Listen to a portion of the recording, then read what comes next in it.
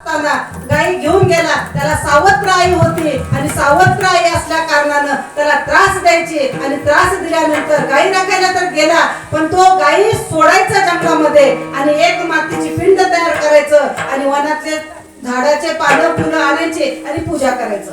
पूजा करत असताना त्याच्यामध्ये मग्न होऊन जायचा, ध्यानाला बसायचं. त्याच्याजवळ साहित्य राहत नव्हतं, काहीच राहत नव्हतं, तरी सुद्धा ध्यानमग्न व्हायचं आणि गायी कुठंतरी निघून जायच्या.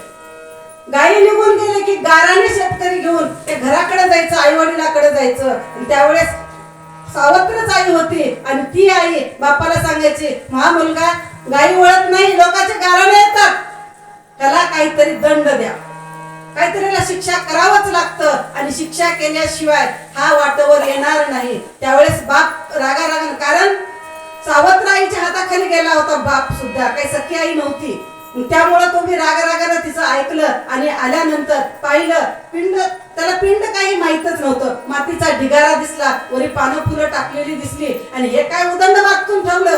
त्यासाठी त्यांनी पायानं लाथ मारली आणि लाथ मारून पूजा भंग केली.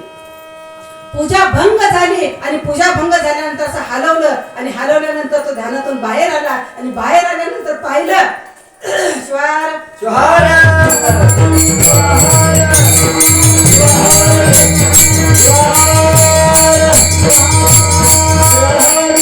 बाहेर आला ध्यानातून आणि बाहेर आल्यानंतर पाहिलं ते पिंड सगळे उद्ध्वस्त झालेले, सगळे मोडून टाकलं, सगळं काही येऊन विस्तृत होऊन गेलं. त्यावेळेस असा आक्रोश करू लागला आणि आक्रोश करत असताना एवढा संताप झाला की जवळ कुऱ्हाड पडली होती आणि घेतला कुऱ्हाड आणि बापाचं मुंडकं छाटलं, मारलं बापाला.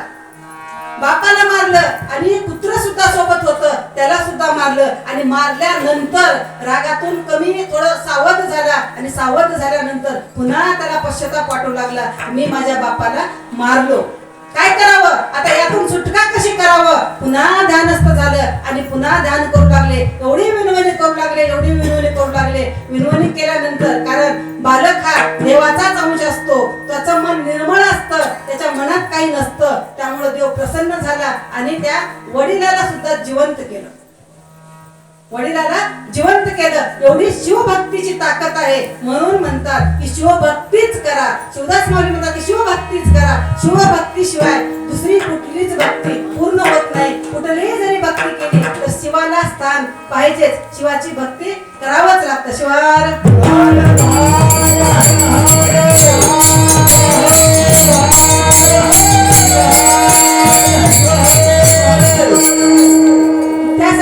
आपण सुद्धा शिवाची भक्ती करण्यासाठी सर्वांनी हात वर करायचे, एकदा भजन करायचे.